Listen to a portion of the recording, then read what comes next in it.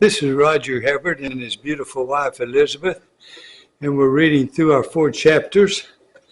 And tonight we're starting out with the 24th chapter of Deuteronomy, laws concerning a divorce.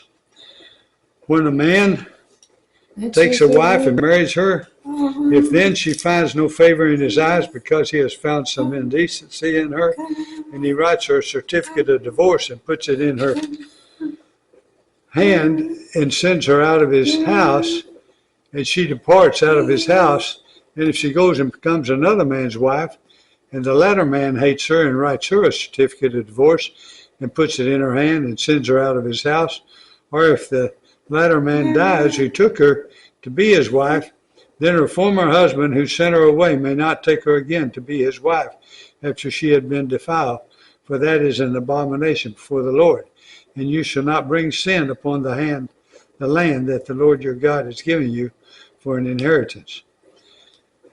When a man is newly married, he shall not go out with the army or be liable for any other public duty. He shall be free at home 1 year to be happy with his wife whom he has taken. No one shall take a mill or an upper millstone in pledge, for that would be taking a life in pledge.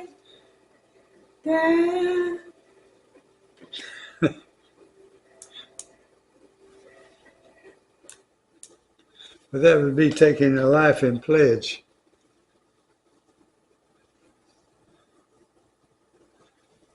If a man is found stealing one of his brothers of the people of Israel, and if he treats him as a slave or sells him, then that thief shall die.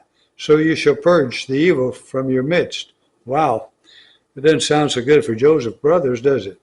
Take care in case of a leprous disease to be very careful to do according to all that the Levitical priests shall direct you as I commanded them, so you shall be careful to do. Remember what the Lord your God did to Miriam on the way as you came out of Egypt. When you make your neighbor a loan of any sort, you shall not go into his house to collect his pledge. You shall stand outside, and the man to whom you make the loan shall bring the pledge out to you. And if he is a poor man, you shall not sleep in his pledge.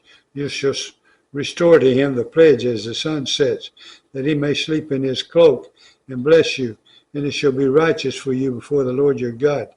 You shall not oppress a hired worker who is poor and needy, whether it is one of your brothers or one of the sojourners who are in your land, within your towns. You shall give him his wages on the same day before the sun sets, for he is poor and counts on it, lest he cry against you to the Lord, and you be guilty of sin. Fathers shall not be put to death because of their children, nor shall children be put to death because of their fathers. Each one shall be put to death for his own sin. You shall not pervert the justice due to the sojourner or to the fatherless, or take a widow's garment in pledge. But you shall remember that you were a slave in Egypt, and the Lord your God redeemed you from there. Therefore I command you to do this.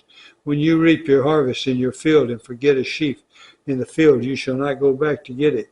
It shall be for the sojourner, the fatherless, and the widow, that the Lord your God may bless you in all the work of your hands. When you beat your other tree, you shall not go over them again. It shall be for the sojourner, the fatherless, and the widows. When you gather the grapes of your vineyard, you shall not strip it afterwards. It shall be for the sojourner, the fatherless, and the widow. You shall remember that you were a slave in the land of Egypt. Therefore I command you to do this. And now we go to Psalms, and tonight we're in the Psalms 144.